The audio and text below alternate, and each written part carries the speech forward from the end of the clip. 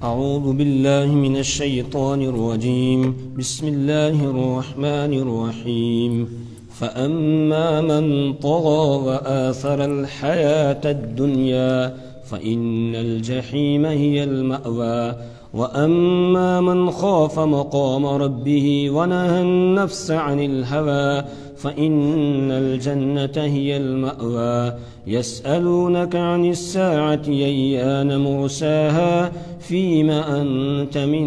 ذكراها إلى ربك منتهاها إنما أنت منذر من يخشاها كأنهم يوم يرونها لم يلبثوا إلا عشية أو ضحاها صدق الله العظيم۔ سورۃ النازعات کی آیت نمبر 36 تک ہم پڑھ چکے ہیں۔ آج آیت نمبر 37 سے درس ہو رہا ہے۔ کل والے درس میں ہم یہ پڑھ کر آئے تھے کہ اللہ تبارک و تعالی نے بعث بعد الموت کو سمجھایا کہ انسانوں، تمہیں مرنے کے بعد دوبارہ زندہ کیا جائے گا، پروردگار کی عدالت میں تمہیں حاضر ہونا ہوگا،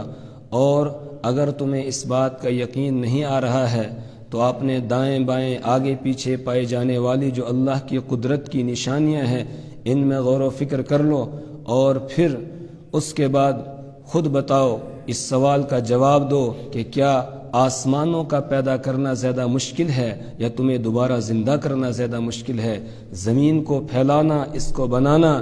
اور پھر اس پر پہاڑوں کو گاڑنا، اور پھر اس سے پانی اور چارے کو نکالنا، یہ کام زیادہ مشکل ہے یا تمہارا دوبارہ زندہ کرنا زیادہ مشکل ہے؟ تو تم یہ کہنے پر مجبور ہو جاؤ گے کہ پروردگار یہ سارے کام مشکل ہے، ہمارا دوبارہ زندہ کرنا کوئی مشکل نہیں ہے، تو قادر مطلق ہے، تو ضرور ہمیں دوبارہ زندہ کرے گا۔ اس کے بعد پھر دوبارہ کب زندہ کرنا ہے اس کے بارے میں بتایا کہ قیامت قائم ہوگی، فَإِذَا جَاءَتِ الطَّامَّةُ الْكُبْرَى، کہ جب بڑا ہنگامہ برپا ہو جائے گا، جب بڑا حادثہ پیش آ جائے گا، يَوْمَ يَتَذَكَّرُ الْإِنسَانُ مَا سَعَى، اس دن قیامت قائم ہوگی، اور اس دن ہر انسان اپنی سعی اور اپنی کوشش کو یاد کرے گا، اس نے آگے کیا بھیجا ہے اس کو یاد کرے گا، دنیا سے وہ کیا ساتھ لے کر آیا ہے اس بات کو وہ یاد کرے گا۔ جس وقت جہنم بالکل قریب کر دی جائے گی، وَجِيءَ يَوْمَئِذٍ بِجَهَنَّمَ يَوْمَئِذٍ يَتَذَكَّرُ الْإِنسَانُ وَأَنَّى لَهُ الذِّكْرَى، جہنم لائی جائے گی سامنے، اس وقت انسان یاد کرے گا کہ اس نے کیا کیا کیا تھا دنیا کے اندر، لیکن اس وقت کا پچھتانا اس کے کچھ بھی کام نہیں آئے گا۔ وَبُرِّزَتِ الْجَحِيمُ لِمَنْ يَرَى، اس کے بعد آگے اللہ تبارک و تعالیٰ یہ بیان فرما رہے ہیں کہ جنت میں لے جانے والے کون سے اعمال ہیں اور جہنم میں لے جانے والے کون سے اعمال ہیں، ان میں سے چند ایک کا یہاں تذکرہ کیا گیا کہ اگر تم دنیا کے اندر ہی یہ فیصلہ کرنا چاہتے ہو کہ کون جنتی ہے اور کون جہنمی ہے، تو ظاہری علامات اور اعمال ان کے کیا کیا ہیں اس کو سمجھ لو۔ فَأَمَّا مَنْ طَغَى وَآثَرَ الْحَيَاةَ الدُّنْيَا فَإِنَّ الْجَحِيمَ هِيَ الْمَأْوَى، تو جو جہنم میں جانے والا ہے اس کی دو علامتیں بیان کی جا رہی ہیں۔ پہلی علامت یہ ہے فَأَمَّا مَنْ طَغَى، تو رہا وہ انسان جس نے سرکشی کی، جو سرکش ہو گیا، جو اللہ کا باغی ہو گیا، اللہ کے حکموں کو توڑتا ہے، پیارے رسول صلی اللہ علیہ وسلم کے طریقوں کو چھوڑ دیتا ہے، اپنی منمانی کی زندگی بسر کر رہا ہے، سرکشی کا راستہ اس نے اختیار کر لیا، تو سمجھ لو کہ یہ جہنم میں جانے والا ہے، یہ علامت ہے کہ یہ جہنم میں جائے گا۔ وَآثَرَ الْحَيَاةَ الدُّنْيَا، اور دوسری علامت اس کی یہ بتائی، وَآثَرَ الْحَيَاةَ الدُّنْيَا وَآثَرَ، اور اس نے ترجیح دی الحیات الدنیا، دنیاوی زندگی کو، دنیا کی زندگی کو آخرت پر ترجیح دی، دنیا کے لیے ہی کرتا رہا جو کچھ کر رہا تھا، آخرت کے لیے اس نے کوئی کمائی نہیں کی، یہی سمجھ رہا تھا کہ بس دنیا کا عیش و عشرت، یہاں کا راحت اور آرام، یہاں کی رنگ رلیاں ہیں، اور اسی کے چکر میں وہ پڑا رہا، اسی کے حصول میں لگا رہا، آخرت کی کوئی اس نے تیاری نہیں کی، دنیا کو آخرت پر ترجیح دے رہا ہے۔ یہ کیسے پتہ چلے گا کہ یہ بندہ دنیا کو آخرت پر ترجیح دے رہا ہے؟ بہت آسانی کے ساتھ ہم سمجھ سکتے ہیں۔ آدمی کے سامنے کوئی ایسا موقع آیا، ایسی حالت اور ایسا کام آیا کہ اس میں دنیا کا تو فائدہ ہے لیکن آخرت کا اس میں نقصان ہے۔ اب دیکھا جائے گا اگر یہ آدمی اس کام کو کر لیتا ہے تو اس کا مطلب یہ ہے کہ یہ دنیا کا پرستار ہے، یہ دنیا کو ترجیح دے رہا ہے اور آخرت کی اس کو کوئی فکر نہیں ہے۔ مثال کے طور پر ایک آدمی کسی بڑے عہدے پر ہے اور اس کو نوٹوں کا گٹھا نظر آ رہا ہے، وہ اس کو دیا جا رہا ہے رشوت کے طور پر۔ اب اس کے سامنے دو پہلو ہیں، ایک یہ ہے کہ اگر یہ اس کو لے لیتا ہے تو کچھ اس کا دنیا کا کام بن جائے گا بظاہر، اگرچہ چین اور سکون اس کو نصیب نہیں ہوگا۔ دوسری طرف یہ ہے کہ اس کو فوراً یاد آ جاتا ہے کہ اگر میں نے اس وقت یہ کسی سے رشوت لے لی تو کل مجھے جہنم کے اندر جلنا پڑے گا۔ اور اللہ کے پیارے رسول صلی اللہ علیہ وسلم کا فرمان ہے الراشی والمرتشی کلاہما فی النار، رشوت دینے والا رشوت لینے والا دونوں جہنم میں جائیں گے۔ اس کو یاد آ جاتا ہے، بس یہ وہیں اس کو چھوڑ دیتا ہے، نہیں لیتا ہے۔ تو اس کا مطلب اس نے آخرت کو ترجیح دے دی اور دنیا کو اس نے ترجیح نہیں دی ہے۔ ایک آدمی کو سود مل رہا ہے، اب بظاہر دنیا بہت اچھی لگتی ہے، یہ نقد سودا ہے، اس کے ہاتھ میں آ گیا۔ اب اس کے بعد دو راستے ہیں اس کے سامنے، ایک راستہ یہ ہے کہ اس کو یہ اپنے ضروریات میں استعمال کرتا ہے اور ایک راستہ یہ ہے کہ گند سمجھ کر اس کو کسی غریب کو دے دیتا ہے بغیر ثواب کی نیت کے۔ اگر یہ خود استعمال کر لیتا ہے اس کا مطلب اس نے دنیا کو ترجیح دے دی آخرت پر، اور اگر خود استعمال نہیں کرتا ہے فوراً اس کو یاد آ جاتا ہے۔ اللہ تبارک و تعالی نے قرآن میں فرمایا ہے الذین یأکلون الربا لا یقومون الا کما یقوم الذی یتخبطہ الشیطان من المس،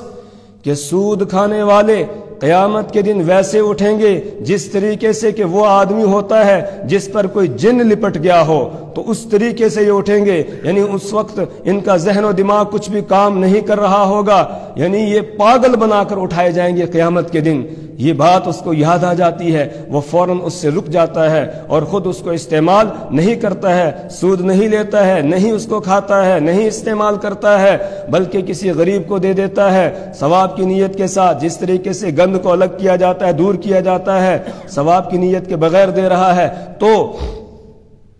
اس نے آخرت کو دنیا پر ترجیح دے دی۔ اسی طرح ہم دیکھ لیں ہر موقع پر، اب شادی کا موقع آ گیا، بیٹے کی شادی ہے، اس کے اندر ایک طرف اپنی برادری کی رسم و رواجات ہیں، برادری کے بہت سارے کام ہیں، اور دوسری طرف اللہ کا حکم ہے، اللہ کے پیارے رسول صلی اللہ علیہ وسلم کا ایک طریقہ کار ہے۔ تو یہ اس موقع پر اگر برادری کی لاج رکھتا ہے، برادری کی بات جو ہے اس کو رکھتا ہے اور شریعت کو چھوڑ دیتا ہے، اس کا مطلب اس نے دنیا کو ترجیح دے دی آخرت پر۔ اور اگر یہ سمجھتا ہے کہ برادری جائے کہاں جائے، مجھے ان سے کیا لینا دینا ہے، مجھ سے تو میرا رب راضی ہونا چاہیے، مجھ سے میرا پیارا رسول صلی اللہ علیہ وسلم راضی ہونا چاہیے، اور پھر یہ برادری کے رسم و رواجات کو ان کو ایک طرف چھوڑتا ہے اور اللہ کے حکم کے مطابق، اللہ کے پیارے رسول صلی اللہ علیہ وسلم کے طریقے کے مطابق یہ کام انجام دیتا ہے، نکاح کی سنت کو ادا کرتا ہے، تو اس نے آخرت کو دنیا پر ترجیح دے دی۔ تو وآثر الحیات الدنیا، یہ علامت بتائے گی کہ ہر آدمی خود فیصلہ کر سکتا ہے میں کہاں جا رہا ہوں، میں دنیا کو آخرت پر ترجیح دے رہا ہوں یا آخرت کو دنیا پر ترجیح دے رہا ہوں۔ اور جو دنیا کو آخرت پر ترجیح دے گا اس کا ٹھکانہ بتا دیا گیا، فإن الجحیم ہی المأویٰ، فإن الجحیم، تو بے شک جہنم، ہی المأویٰ، وہی ٹھکانہ ہے اس آدمی کا جس نے سرکشی اختیار کی، اللہ کے حکموں کا باغی بن گیا اور دنیا کو آخرت پر ترجیح دے دی۔ اس کا ٹھکانہ اللہ فرماتے ہیں جہنم ہے۔ اللہم احفظنا، اللہ ہماری اس سے حفاظت فرمائے۔ وَأَمَّا مَنْ خَافَ مَقَامَ رَبِّهِ وَنَهَى النَّفْسَ عَنِ الْهَوَىٰ، اس کے مقابلے میں ایک دوسرا شخص ہے، وَأَمَّا مَنْ، اور بہرحال رہا وہ شخص، خافا، جو ڈر گیا، مقام ربہ، اپنے رب کے سامنے کھڑے ہونے سے، وَنَهَى النَّفْسَ عَنِ الْهَوَىٰ، وَنَهَى النَّفْسَ، اور اس نے اپنے نفس کو روک لیا، عَنِ الْهَوَىٰ، خواہشات سے، اپنے نفس کو خواہشات سے روکے رکھا۔ اللہ کے سامنے کھڑے ہونے سے ڈر گیا کہ کل مجھے رب کی عدالت میں حاضر ہونا ہے، رب کے سامنے حاضر ہو کر اپنی زندگی کے لمحے لمحے کا حساب دینا ہوگا، ایک ایک عمل کا حساب دینا ہوگا، اس وقت میں کیا حساب دوں گا؟ یہ بات اس کو مستحضر ہو گئی، یہ بات ذہن نشین ہو گئی، اور اس کے بعد پھر وہ ڈر ڈر کے زندگی بسر کر رہا ہے۔ اس کا نتیجہ یہ ہوا کہ اپنی خواہشات کو ایک طرف رکھتا ہے، اپنی خواہشات کو پورا نہیں کرتا ہے، ہر موقع پر دیکھتا ہے میرے رب کی کیا چاہت ہے، میرے نبی صلی اللہ علیہ وسلم کی کیا چاہت ہے، پھر اپنے رب اور نبی کی چاہت پر اپنی خواہشات کو، اپنی چاہتوں کو قربان کر دیتا ہے اور شریعت کے اصولوں کے مطابق زندگی بسر کرتا ہے، تو اللہ فرماتے ہیں فَإِنَّ الْجَنَّةَ هِيَ الْمَأْوَى، تو جنت اس کا ٹھکانہ ہے۔ دو علامتیں بتا دی گئی جنتی کی، ایک یہ کہ اس کے دل میں خوف خدا ہو، دوسرا یہ کہ وہ اپنے نفس کو خواہشات سے روک لے۔ یہ دو باتیں جس کے اندر پیدا ہو گئی، بس سمجھو کہ وہ جنتی ہے، اس کا ٹھکانہ جنت بنے گی۔ کس طرح آدمی کے دل کے اندر خوف پیدا ہوتا ہے؟ جب خوف آ جاتا ہے آدمی کے دل کے اندر، رب کی عدالت کو وہ مد نظر رکھتا ہے، اللہ کے دربار کی حاضری کو مد نظر رکھتا ہے کہ اللہ کے در پر حاضر ہونا ہے قیامت کے دن اور اپنی زندگی کا حساب کتاب دینا ہے، پھر وہ خواہشات کو پورا نہیں کرتا ہے۔ پھر اگر اس کو خواہشات کی طرف کھینچ کے لے جایا جا رہا ہو، وہ اس وقت بھی واپس مڑ کے آ جاتا ہے، وہ اپنی خواہش کو پورا نہیں کرتا ہے۔ گناہ کا جذبہ اس کے دل کے اندر پیدا ہوتا ہے، لیکن وہ فوراً رب کی عدالت کو یاد کرتا ہے اور پھر اپنی خواہش کو پورا نہیں کرتا ہے۔ رحمت دو عالم صلی اللہ علیہ وسلم نے یہ بات سمجھائی کہ پہلی قوموں میں سے 3 آدمیوں کا قصہ بیان کیا کہ 3 آدمی راستے میں گزر رہے تھے، بارش شروع ہو گئی یا رات کا وقت آ گیا، ایک غار میں انہوں نے پناہ لی، ایک غار میں وہ چلے گئے، اندر گھس گئے، وہاں آرام کرنے لگے۔ اب بارش ہو رہی تھی تو اوپر سے ایک پتھر لڑک کر آیا، بڑی چٹان، اور وہ غار کا جو منہ تھا اس کے اوپر آ کر رک گیا۔ اب یہ باہر نہیں نکل سکتے ہیں، اندر ہی ہیں، لیکن تھے نیک اور خوف خدا والے، تو ایک نے ان میں سے یہ کہا کہ اب یہاں تو اللہ ہی ہمیں نجات دے سکتا ہے اور کوئی یہاں سے باہر ہمیں نہیں نکال سکتا ہے، جنگل ہے، کوئی یہاں ہے نہیں، کسی کو ہم پکار بھی نہیں سکتے ہیں، اس لیے ہر آدمی اپنا کوئی نیک عمل یاد کرے اور اس نیک عمل کے وسیلے سے اللہ سے دعا کرے کہ اللہ ہمارے لیے غار کے منہ کو کھول دے، اس چٹان کو اللہ ہٹا دے۔ تو ان میں سے ایک یہ کہنے لگا کہ اے پروردگار، تو جانتا ہے میں بکریاں چرایا کرتا تھا اور میرے بوڑھے والدین تھے، اور جب میں شام کو واپس آتا تھا تو میں بکریوں کا دودھ نکالنے کے بعد سب سے پہلے اپنے والدین کو پیش کرتا تھا، جب والدین دودھ پی لیتے اس کے بعد پھر میں اپنے بیوی بچوں کو پیش کرتا تھا، ان کو پلاتا تھا۔ ایک دن ایسا ہوا میں کہیں دور چلا گیا، مجھے کوئی کام پیش آ گیا تھا، مجھے رات واپس آنے میں تاخیر ہو گئی، جب میں واپس آیا تو میرے والدین سو چکے تھے، میں نے بکریوں کا دودھ نکالا اور لا کر ان کے سرہانے حاضر ہوا، دیکھا وہ سو گئے ہیں۔ اب میں نے ان کو جگانا مناسب نہیں سمجھا کہ اگر جگاؤں گا ان کی نیند خراب ہو جائے گی، تو میں وہ دودھ کا پیالہ پکڑ کے ان کے سرہانے کھڑا رہا، میرے بچے روتے رہے، دودھ مانگتے رہے، لیکن میں نے مناسب نہیں سمجھا کہ اپنے والدین سے پہلے اپنے بچوں کو پلاؤں، اس لیے میں اسی طرح کھڑا رہا۔ جب صبح سحری کا وقت ہوا، صبح صادق کا وقت ہوا، اس وقت والدین کی آنکھ کھل گئی، وہ خود جاگ گئے، میں نے ان کو دودھ پیش کیا، انہوں نے دودھ پی لیا، اس کے بعد پھر میں نے اپنے بچوں کو پلایا۔ اے پروردگار، تو جانتا ہے کہ میرا یہ عمل خالص تیری رضا کے لیے تھا، صرف تجھے راضی کرنے کے لیے میں نے یہ عمل کیا تھا، میری اور کوئی غرض نہیں تھی۔ تو جانتا ہے اگر میں نے یہ عمل تیری رضا کے لیے کیا تھا تو اس پتھر کو ہٹا دے۔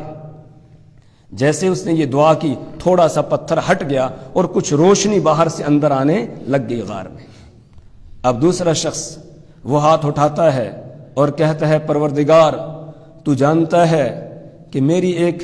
چچا زاد بہن تھی، میں اس سے بہت محبت کرتا تھا۔ ایک مرتبہ میں نے اس سے اپنی خواہش کو پورا کرنے کا اظہار کیا، اس نے انکار کر دیا۔ اس نے کہا اللہ سے ڈر، اللہ کے بندے اللہ سے ڈر۔ میں پیچھے ہٹ گیا، میں نے اس کے ساتھ کوئی چھیڑ چھاڑ نہیں کی۔ اس کے بعد پھر قحط سالی کا زمانہ آیا، اور قحط سالی کے زمانے میں وہ مجبور ہو کر میرے پاس آئی مدد کے لیے۔ میں مالدار آدمی تھا، تو اس نے کچھ روپے پیسے مجھ سے طلب کیے، تو میں نے اس کو 120 دینار دے دیے، اور ساتھ ہی میں نے یہ شرط لگائی کہ تمہیں میری خواہش کو پورا کرنا ہوگا، تمہیں اپنے آپ کو میرے حوالے کرنا ہوگا تاکہ میں اپنے مقصد میں کامیاب ہو جاؤں، اپنے مقصد کو پورا کر سکوں۔ تو وہ مجبور تھی، اس مجبوری میں اس نے ہاں کر دی۔ اس کے بعد پھر جس وقت ہم تنہائی میں گئے، تو جس وقت میں اس کی دونوں ٹانگوں کے درمیان میں بیٹھنے لگا، تو اس نے کہا اللہ کے بندے اللہ سے ڈر، اس مہر کو کیوں توڑ رہا ہے جس کو ابھی اللہ نے تیرے لیے حلال نہیں کیا ہے۔ تو جیسے اس نے یہ بات کہی، میں فوراً وہاں سے واپس ہٹ گیا۔ میں نے وہ روپے بھی اسی کے پاس رہنے دیے، میں نے واپس نہیں لیے، اور میں واپس آ گیا۔ اے پروردگار تو جانتا ہے میرا یہ عمل، اس موقع سے واپس آ جانا خالص تیرے ڈر اور خوف کی وجہ سے اور تیری رضا کے لیے تھا۔ پروردگار اگر میرا یہ عمل تیری رضا کے لیے تھا تو اس پتھر کو اور ہٹا دے۔ جیسے اس نے دعا کی، پتھر تھوڑا سا اور ہٹ جاتا ہے، پتھر تھوڑا اور ہٹ جاتا ہے۔ اس کے بعد پھر تیسرا شخص وہ ہاتھ اٹھاتا ہے اور دعا کرنے لگتا ہے، اے پروردگار تو جانتا ہے کہ میں نے گھر میں کام لگایا ہوا تھا، کچھ مزدوروں کو میں نے کام کے لیے لایا، شام کے وقت میں ان مزدوروں کو میں نے مزدوری دی۔ ایک مزدور ان میں سے ایسا تھا جس نے مزدوری اس وقت میں نہیں لی اور میرے پاس ہی اس کو چھوڑ دیا، رہنے دیا، وہ چلا گیا۔ اس کے بعد میں اس کے انتظار میں رہا لیکن وہ نہیں آیا، تو اس کی جو مزدوری میرے پاس رہ گئی تھی، میں نے اس کے ذریعہ سے کچھ دانے خریدے اور ان کو میں نے زمین میں بو دیا۔ جب وہ کھیتی تیار ہو گئی، اس کے بعد میں نے اس کو کٹوایا، کٹوانے کے بعد اس کو فروخت کیا، اور فروخت کرنے کے بعد پھر اس سے جو پیسے حاصل ہوئے ان سے کچھ جانور خریدے، بکریاں اور گائے وغیرہ خریدی، اور پھر اسی طرح یہ جانور بڑھتے رہے۔ ان کے لیے چرواہے بھی میں نے، ان کو دیکھ ریکھ کرنے والے بندے وہ بھی میں نے رکھے مزدور کے طور پر۔ اور اس کے ایک عرصے کے بعد وہ بندہ آیا اور آ کر کہنے لگا، او اللہ کے بندے میرا حق مجھے دے دے۔ تو میں نے اس سے یہ کہا کہ جاؤ اور جا کر یہ بکریاں، گائے اور ان کے ساتھ جتنے بھی یہ مزدور ہیں، نوکر چاکر، یہ سب لے جاؤ، یہ تمہاری مزدوری ہے۔ وہ کہنے لگا اللہ کے بندے تو مجھ سے مذاق کر رہا ہے، میری تو ایک دن کی دہاڑی تھی، صرف ایک دن کی مزدوری تھی، اور یہ اتنی گائے اور بکریاں اور پھر یہ ساتھ میں جو نوکر چاکر ہیں یہ کہاں میرے ہیں؟ اس نے کہا نہیں، یہ تیرے ہی ہیں، لے جا۔ اس کے بعد وہ ان کو لے کر چلا گیا۔ پروردگار تو جانتا ہے کہ یہ عمل میں نے صرف تیرے ڈر اور خوف کی وجہ سے اور تجھے راضی کرنے کے لیے کیا تھا۔ اے اللہ اگر یہ عمل میں نے تیری راضی کرنے کے لیے کیا تھا تو اس چٹان کو یہاں سے ہٹا دے تاکہ ہم باہر نکل سکیں۔ اب وہ چٹان وہاں سے ہٹ جاتی ہے اور یہ غار سے باہر آ جاتے ہیں۔ اب غور کرنے کا مقام ہے کہ یہ تینوں آدمی کس طرح اپنی خواہش کو روکتے ہیں اور کس طریقے سے اپنے رب کو راضی کرنے میں لگتے ہیں۔ وَأَمَّا مَنْ خَافَ مَقَامَ رَبِّهِ وَنَهَى النَّفْسَ عَنِ الْهَوَىٰ، اور رہا وہ آدمی جو اپنے رب کے سامنے کھڑے ہونے سے ڈر گیا، وَنَهَى النَّفْسَ عَنِ الْهَوَىٰ، اور اس نے اپنے نفس کو خواہشات کے پورا کرنے سے روک لیا، فَإِنَّ الْجَنَّةَ هِيَ الْمَأْوَىٰ، تو جنت اس کا ٹھکانہ ہے۔ امام ابن کثیر رحمہ اللہ نے ابن عساکر کے حوالے سے ایک روایت نقل کی کہ حضرت فاروق اعظم رضی اللہ تعالیٰ عنہ کا زمانہ ہے، ایک نوجوان بہت نیک ہے، مسجد میں آتا ہے، آ کر عبادت کرتا ہے، دیر تک مسجد میں بیٹھا رہتا ہے۔ حضرت فاروق اعظم رضی اللہ تعالیٰ عنہ اس کی اس عبادت کی وجہ سے اس سے بڑی محبت رکھتے ہیں۔ وہ نوجوان مسجد جب آتا تھا عبادت کرنے کے لیے، راستے میں ایک عورت اسے دیکھتی تھی۔ ایک دن اس عورت نے اس کو اپنے چکر میں پھنسانے کی کوشش کی اور گناہ کی اس کو دعوت دے دی، اور اس طریقے سے اس کو بہکایا اور پھسلایا کہ یہ تیار ہو گیا۔ اور اس کے بعد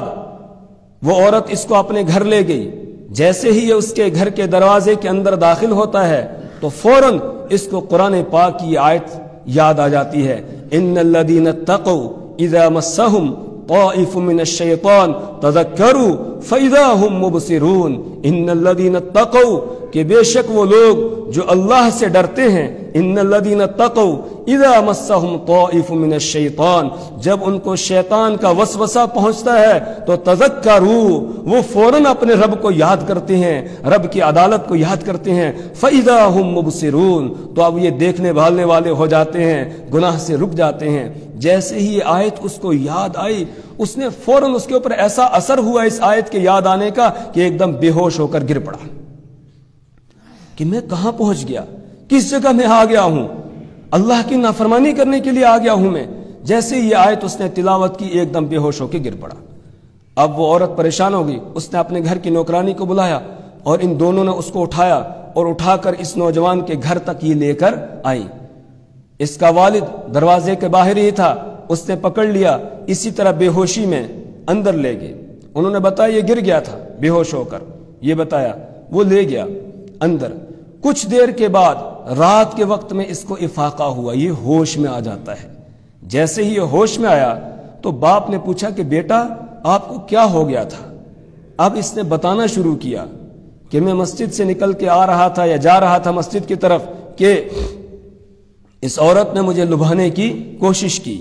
اس نے مجھے گناہ کی دعوت دی اور میں تیار ہو گیا, لیکن جیسے ہی میں اس کے دروازے پر پہنچا تو مجھے فوراً یہ آیت کریمہ یاد آ گئی. اب جب اس نے آیت پڑھی تو پھر بے ہوش ہوا اور پھر بے ہوش ایسا ہوا کہ اب قیامت نہیں اٹھے گا. اس کا انتقال ہو گیا. اس کے والد نے رات ہی کو تجہیز و تکفین کا انتظام کیا اور دفن کر دیا, کیونکہ جب کسی کا انتقال ہو جاتا ہے پھر جتنا جلدی ہو سکے اس کو اگلی منزل کی طرف روانہ کر دینا چاہیے, زیادہ دیر تک روکنا درست نہیں ہوتا ہے میت کو. تو رات ہی میں تدفین کر دی. حضرت فاروق اعظم رضی اللہ تعالیٰ عنہ کو صبح دیکھا وہ نوجوان نہیں ہے, پوچھا تو پتہ چلا اس کا تو انتقال ہو گیا ہے. اس کے والد کے پاس آئے اور آ کر تعزیت کی اور کہا مجھے نہیں آپ نے خبر دی, میں تو خواہش مند تھا اس کے جنازے میں شرکت کے لیے, آپ نے مجھے نہیں بتایا. وہ تو بڑا نیک آدمی تھا. تو باپ نے بتایا کہ آپ نیکی کی بات کرتے ہیں, یہ تو گناہ کی طرف جا رہا تھا. فاروق اعظم رضی اللہ تعالیٰ عنہ کی آنکھوں میں آنسو آ گئے, فرمانے لگے جو اللہ سے ڈرنے والا ہو وہ گناہگار نہیں ہو سکتا ہے, یہ تو نوجوان جنتی ہے. اس کے بعد اس کی قبر پر گئے اور جا کر اس کی قبر پر نماز جنازہ بھی پڑھی, چونکہ امیر المؤمنین تھے اس لیے جنازہ پڑھا اور اس کے بعد پھر اس نوجوان کو خطاب کر کے کہا کہ اے نوجوان ہم نے قرآن میں پڑھا ہے وَلِمَنْ خَافَ مَقَامَ رَبِّهِ جَنَّتَانِ کہ اس آدمی کے لیے جو اپنے رب سے ڈرتا ہے 2 باغ ہے. تو یہ لکھا ہے تفسیر میں, قبر سے آواز آتی ہے کہ مجھے قد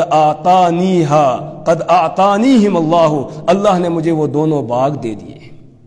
قبر سے آواز آتی ہے اللہ نے مجھے وہ دونوں باغ دے دیے ہیں. تو میرے ایمانی بھائیو, یہ واقعات جو میں نے سنائی اس لیے سنائے کہ ہمارے سامنے بھی گناہ کے بہت سارے مراحل آتے ہیں. بس اس طرح اپنے آپ کو بچانا ہے گناہ سے, خواہشات سے اپنے آپ کو بچانا ہے. جو آدمی خواہشات سے اپنے نفس کو بچا لے گا بس وہ کامیاب ہو گیا, وہ جنت میں جائے گا. وَأَمَّا مَنْ خَافَ مَقَامَ رَبِّهِ جو اپنے رب کے سامنے کھڑے ہونے سے ڈر گیا, وَنَهَا النَّفْسَ عَنِ الْهَوَىٰ اور اس نے اپنے نفس کو خواہشات سے روک لیا. ایک اس کا دوسرا پہلو ہے, دنیا کے اندر اللہ نے ضرورت کی چیزیں ہمارے لیے بنائی ہیں اور ان کو استعمال کرنے کی بھی ہمیں اجازت دے دی ہے, لیکن آج ہم دیکھتے ہیں کہ ضرورت کی چیزوں میں ہم خواہشات کے پیچھے زیادہ پڑتے ہیں, اپنی خواہشات کو پورا کرنے کے چکر میں لگتے ہیں اور اپنے رب کے حکم کو دیکھتے نہیں ہیں, اور اس میں فضول خرچی کی حد تک ہم آگے نکل جاتے ہیں, فضول خرچی میں لگ جاتے ہیں. جو آدمی اللہ سے ڈرنے والا ہو وہ فضول خرچی کے اندر مبتلا نہیں ہوتا ہے, وہ تو آخرت کی تیاری میں لگتا ہے. مثال کے طور پر ایک میرا نوجوان بھائی ہے, اس کو ایک موبائل نظر آ رہا ہے جو 80-90 ہزار روپے کا ہے. اب اس کو ضرورت کے لیے استعمال کرنے کی اجازت ہے موبائل, لیکن اس کی ضرورت 5-10 ہزار والے سے بھی پوری ہو سکتی ہے. تو اب اس کو 90,000 کا موبائل خرید کر کیا فائدہ ہے؟ کوئی فائدہ ہوگا؟ کوئی فائدہ نہیں ہوگا۔ دوسری طرف وہ جانتا ہے کہ میری ضرورت 10,000 والے سے بھی پوری ہو جاتی ہے۔ اب اس موقع پر وہ فوراً سوچتا ہے یار میں کیسا پاگل آدمی ہوں، میں 90,000 والا خرید رہا ہوں، مجھے تو 10,000 والا لے کے اسی سے ضرورت پوری کر لینی چاہیے، باقی پیسے میں کسی غریب کو دے دوں گا، اس کی مدد ہو جائے گی، کہیں مسجد میں دوں گا، مدرسے میں دوں گا، میری آخرت بنے گی۔ تو یہ سمجھ کر وہ پھر 10 والے پر اکتفا کر لیتا ہے۔ یہ ہے وہ آدمی جس نے اپنے نفس کو، اپنی خواہشات کو پورا کرنے سے روک لیا۔ اس نے دیکھا دوسرے آدمی نے 10,000 کا سوٹ پہنا ہوا ہے، اس کے دماغ میں بھی بات آئی کہ یار مجھے بھی اللہ نے پیسہ دیا ہوا ہے، میں بھی 10,000 والا سوٹ پہنوں۔ اور پھر فوراً ہی اس کو ذہن میں آیا کہ جسم ڈھانکنا، اس کا مقصد کیا ہے لباس کا؟ جسم کو ڈھانپنا،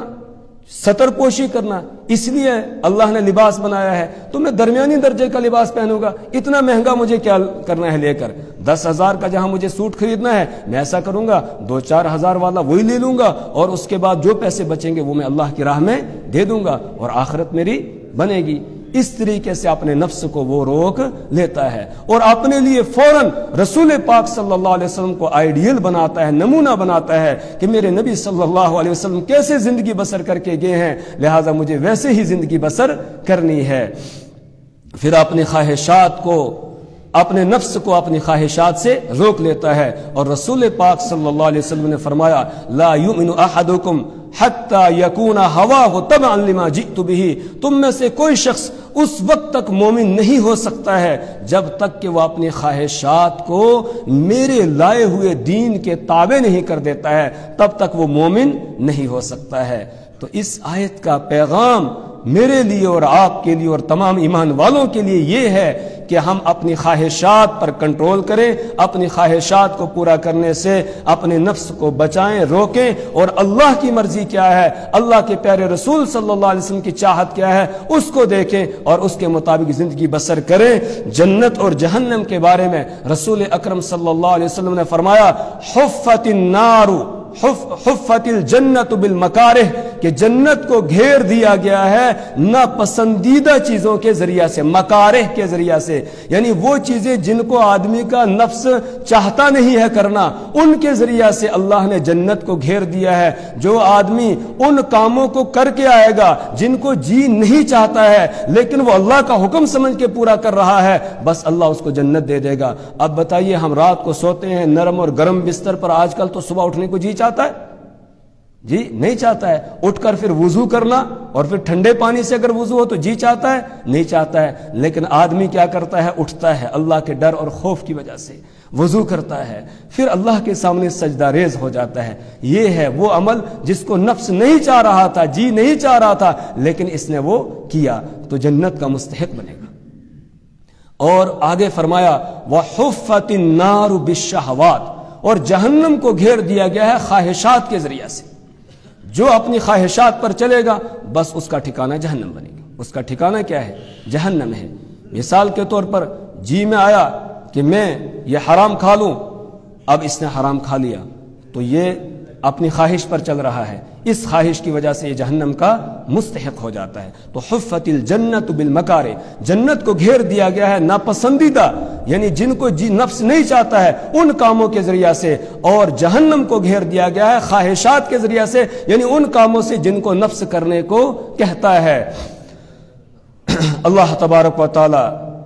ہمیں نفس کی خواہشات کو پورا کرنے سے اللہ ہماری حفاظت فرمائے۔ تو وَنَهَا النَّفْسَ عَنِ الْهَوَىٰ، جو نفس کو اپنی خواہشات سے روک لے گا، فَإِنَّ الْجَنَّةَ هِيَ الْمَأْوَىٰ، تو جنت اس کا ٹھکانہ ہے۔ يَسْأَلُونَكَ عَنِ السَّاعَةِ أَيَّانَ مُرْسَاهَا، یہ لوگ آپ سے قیامت کے بارے میں پوچھتے ہیں، أَيَّانَ مُرْسَاهَا، وہ کب قائم ہوگی، فِيمَ أَنْتَ مِنْ ذِكْرَاهَا، فِيمَ أَنْتَ، تو آپ کو کیا ضرورت ہے، مِنْ ذِكْرَاهَا، اس کے ذکر کرنے سے، مطلب یعنی اس کا وقت بتانے سے آپ کو کوئی لینا دینا نہیں ہے۔ اس کا وقت تو اللہ نے اپنے پاس رکھا ہے، اس کا علم اللہ نے کسی اور کو نہیں دیا ہے۔ اِلَىٰ رَبِّكَ مُنْتَهَاهَا، اس کی انتہا، اِلَىٰ رَبِّكَ، تیرے رب کی طرف ہے، مُنْتَهَاهَا، اس کی انتہا۔ فیما انت من ذکراہا، آپ کو اس کے تذکرے سے کیا لینا دینا، الی ربک منتہاہا، آپ کے رب کی طرف ہی اس کی انتہا ہے، اللہ ہی جانتا ہے کب قیامت قائم ہوگی، آپ کا کام کیا ہے، انما انت منذر من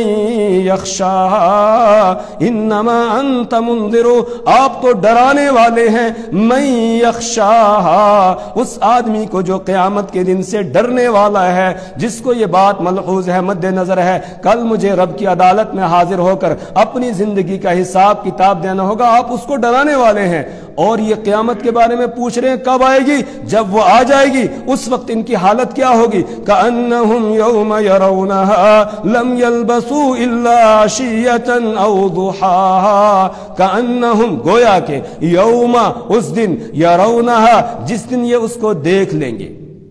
قیامت کو دیکھیں گے، اور قیامت کی اتنی ہولناکی ہوگی، اس ہولناکی کو دیکھنے کے بعد یہ کیا کہیں گے، لم یلبسوا الا عشیۃ او ضحاہا، یہ کہیں گے ہم تو دنیا میں ٹھہرے ہی نہیں تھے مگر ایک صبح یا ایک شام،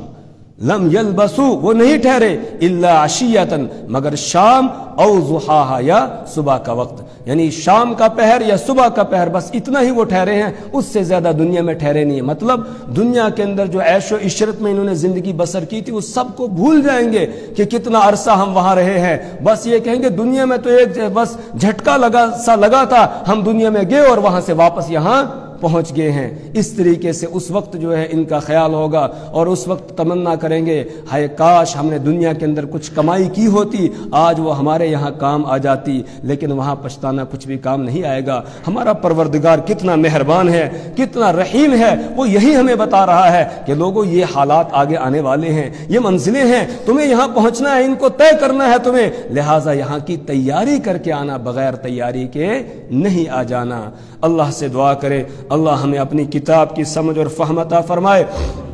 اللہ اس کے مطابق عمل کی توفیق عطا فرمائے، اللہ اعمال صالحہ کی توفیق عطا فرمائے، برے اعمال سے ہماری اور ہماری نسلوں کی حفاظت فرمائے۔ سبحان اللہ وبحمدہ، سبحانک اللہم وبحمدک، ونشہد ان لا الہ الا انت ونستغفرک ونتوب الیک۔